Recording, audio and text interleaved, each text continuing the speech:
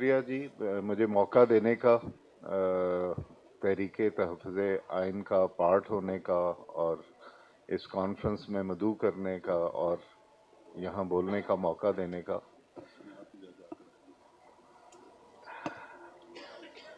मौलाना साहब कह रहे हैं कि इसमें तहरीक तहफ़्फ़ुज़ आइन में मुझे ही ज़्यादा बोलने का हक है। तो तहफ़्फ़ुज़ इसको ज्वाइन करने का मकसद भी जो मेरा प्राइमरीली था वो तहफ़्फ़ुज़ आइन के लिए ही था। और जिस वक्त मैंने इस्तीफ़ा दिया 2024 फरवरी में, उस वक्त अभी इस तरह हालात अयान तो नहीं थे, लेकिन कुछ ना कुछ इंडिकेटर्स इस किस्म के आ रहे थे कि जिस तरह चीफ जस्टिस साहिबान को मैनिपुलेट करके और बेंचेस बनाए जाते थे और उसमें इस तरह के जजेस को बिठाया जाता था कि जिनसे अपनी पसंद के फैसले लिए जा सकें। और अगर कोई जज कोई ऐसी जजमेंट दे देता था जो मुक्तदरा के मिजाज के ख़िलाफ़ थी या उनकी पॉलिसी के ख़िलाफ़ थी, तो उसको दो जजेस के सामने लगा के उसको ख़त्म कर दिया जाता था। तो ये तो थी उस वक्त की मैनिपुलेशन, लेकिन उससे भी शायद उनको किसी वक्त ये ख़तरा था कि जो इंडिपेंडेंट जजेस अंदर बैठे हैं उनके सामने हादसतन कोई ऐसा केस ना लग जाए कि जिसमें वो इंडिपेंडेंटली कोई ऐसा डिसीशन दे दें जिसके ज़रिए उनके इस सिस्टम को कदगन पहुंच सकती है। तो उन्होंने इस कॉन्स्टिट्यूशन को इस तरह बदल दिया कि इसको बिल्कुल इसका जो कहते हैं स्टिंग, जिसको पंजाबी में डंग कहते हैं, जुडिशरी का डंग ही निकाल दिया, रादर जुडिशरी ही ख़त्म कर दी। तो किसी भी मुल्क में मुझे ये बताने की ज़रूरत नहीं है कि जो हमारा सिस्टम है बेस करता जो कॉन्स्टिट्यूशन का है, इसमें सबसे इम्पॉर्टेंट चीज़ जो है वो हमारे प्रियम्बल में लिखी है, जिसको विल ऑफ द पीपल कहते हैं कि सवरॉनिटी जो है वो इक़्तिदार वो अल्लाह से बिलोंग करता है, जिसको एक्सरसाइज किया जाएगा लोगों के ज़रिए थ्रू विल ऑफ पीपल, और उनके चूजन रिप्रेजेंटेटिव जो हैं वो आके कानून बनाएंगे और हुक्मरानी करेंगे। तो सबसे पहला जो वार है इस मुल्क से, मेरा ख्याल है, ये कहा जाता है, मुझे तो उसका भी इतना ज़ाती तौर पे मैं शाहिद नहीं हूँ, कि इस मुल्क में जो नाकिद हैं आज़ाद इलेक्शंस के, वो कहते हैं कि इस मुल्क में एक ही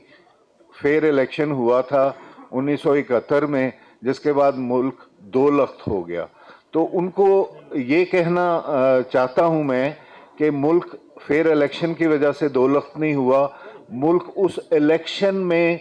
जो मैंडेट जिसको दिया गया था, जब आपने उस मैंडेट को इम्प्लीमेंट नहीं किया, उस वजह से दो लख्त हुआ। जो 1971 में आपने गलती की थी वो 2024 में फिर वही गलती की और लोगों के मैंडेट को सलब करके आपने ये जो नया सिस्टम बनाया है, आपके ख्याल में आप इससे मुल्क को सर्व कर सकते हैं? आपके ख्याल में आप इस मुल्क में दूध और शहद की नहरें चला सकते हैं? तो ये बिल्कुल गलत है। मैं मोहम्मद बख्श साहब का वो शेर पढ़ूंगा कि बुरे आंदी शनाई कोलों फैज़ किसे नहीं पाया, किकर ते अंगूर चढ़ाया हर गुच्छा जख्माया। अगर बुनियाद ही गलत होगी, जिस हुकूमत की बुनियाद गलत होगी, जहां आपकी नीयत गलत होगी, जहां पे आप पर्सन स्पेसिफिक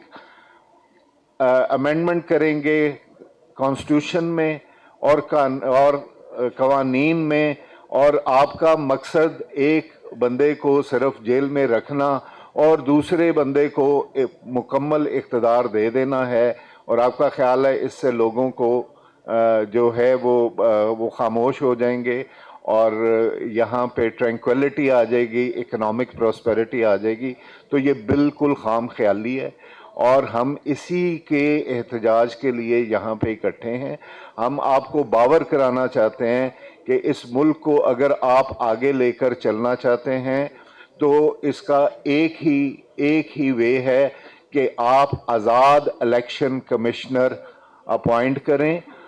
पाकिस्तान में ऐसा नहीं हो सकता कि हमें एक बंदा بھی ایسا نہ ملے کہ جو اس ملک میں پھر الیکشن کروا کے اور جو پارٹی جیتی ہے اس کے حوالے اقتدار کر سکے.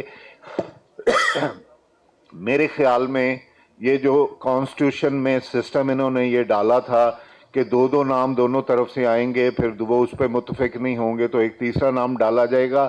یہ ایک جگلری تھی، یہ ایک مداری پنا تھا جس کے ذریعے آپ اس کو آگے پیچھے کر کے اپنی پسند کا الیکشن کمیشن لگا دیتے ہیں. تو سارے کا سارا جو برائی کی جڑ ہے وہ الیکشن کمیشن کا انڈیپینڈنٹ نہ ہونا ہے. میرا پہلا پوائنٹ یہ ہے. میرا دوسرا پوائنٹ یہ ہے کہ جب آپ اس طرح کے قوانین بناتے ہیں اور جرنلزم کو ان کی صحافیوں کے گلے دباتے ہیں اور ان پہ مطیع اللہ جان جیسے صحافی پہ، جس کو میں نے بھی کبھی سگریٹ پیتے نہیں دیکھا، اس پہ منشیات ڈال دیتے ہیں. ویسے تو آپ کا لیول انہوں نے رانا ثناء اللہ کے ساتھ ملا دی ہے، تو آپ بڑا کیس آپ پہ ڈالا، چھوٹا نہیں ڈالا، یا تو بہنس چوری کا کیس بھی ڈال دیتے ہیں. تو یہ ان چیزوں سے ہمارے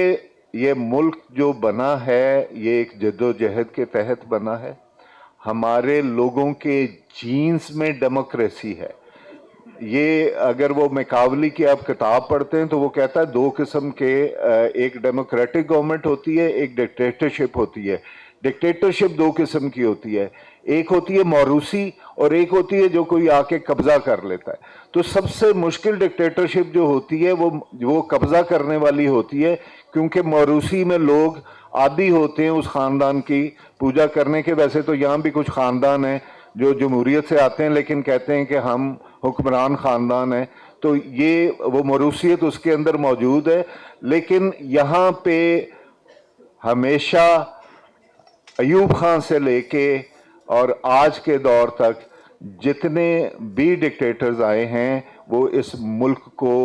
اکنامکلی پولیٹیکلی سٹیبل نہیں کر سکے ہیں. اور اس کے بعد دوسرے جو ذمہ داران ہیں وہ پولیٹیکل پارٹیز ہیں، اور دو پولیٹیکل پارٹیز تو ایکسپوز ہو گئی نا، ان کے ساتھ وہ ان لیگ ہو گئیں. لیکن میں باقی پولیٹیکل پارٹیز جو تحریک تحفظ آئین کا حصہ ہیں، میں ان سے ایک گزارش کرنا چاہوں گا اور میں یہ بتانا چاہوں گا کہ جب تک پولیٹیکل پارٹی کے اندر جمہوریت نہیں ہوگی، ملک میں وہ پولیٹیکل پارٹی جمہوریت نہیں لا سکتی. تو کچھ ہمیں خود بھی اپنی چیزوں کو ٹھیک کرنا ہے، ہم نے اپنی اورینٹیشن دیکھنی ہے. عمران خان کے لیے جس طرح پی ٹی آئی اور سب لوگ آواز اٹھا رہے ہیں وہ بالکل وقت کا تقاضا ہے، لیکن اصل کوسچن ہے what next, what is the way forward.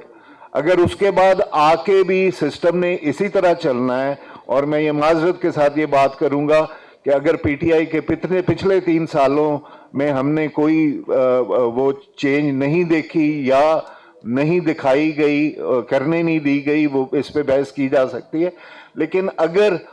اس کے بعد بھی آپ کی یہ تحریک اللہ کرے کامیاب ہوتی ہے، میرے تو خیال میں اس سسٹم نے اپنے وزن سے ہی گر جانا ہے. اور جب یہ گرے گا اس کے بعد اس ملک کو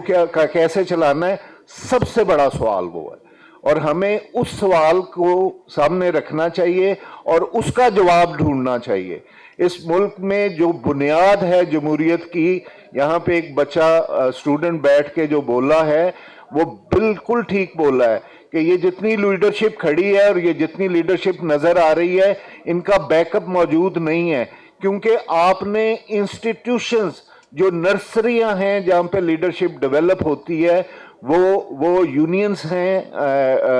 تعلیمی اداروں میں، جہاں پہ ایڈمنسٹریشن بچوں کو تعلیم کے ساتھ سکھائی جاتی ہے، وہاں سے لیڈر پیدا ہوتے ہیں. دوسری نرسری ہے لوکل باڈیز. لوکل باڈیز معذرت کے ساتھ میں یہ جتنے لوگ ہم اس کا حصہ ہیں، کوئی سیریس نہیں ہے لوکل باڈیز بنانے میں اور اس کو امپاور کرنے میں. آپ جتنے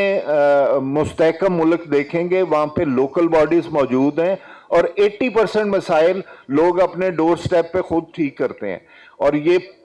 ایم این ایز اور ایم پی ایز جو ہیں ان کا کام نالیاں بنانا نہیں ہے، इनका काम पॉलिसीज बनाना है, इनका काम लेजिस्लेशन करना है और उस पे 20-20 दिन महीना महीना एक एक अमेंडमेंट पे बहस करना है और लोगों की रायमा उस पे लेनी है। यहाँ पे तो हमारा पूरे का पूरा जो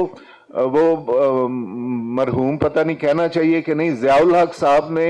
एक जो मजलिस शूरा बना के और उस मजलिस शूरा को पटवारियों और एएसआईयों और थानेदारों और इनके कोटे दे के और उसके बाद ये जो डेवलपमेंट फंड दे के जो सिस्टम शुरू किया था, हम उस सिस्टम से बाहर नहीं निकल रहे हैं। और जब तक हम उस सिस्टम से बाहर नहीं निकलेंगे, मैं आपको बड़े क्लियरली कह रहा हूं कि हम जितनी मर्जी तकरीरें कर लें, हम जितने मर्जी दावे कर लें, हम सड़कों पे आ जाएं, हम जो मर्जी कर लें, हम ये मुल्क आपका दायरों में चलता रहेगा और ये मुल्क कभी भी आगे नहीं निकलेगा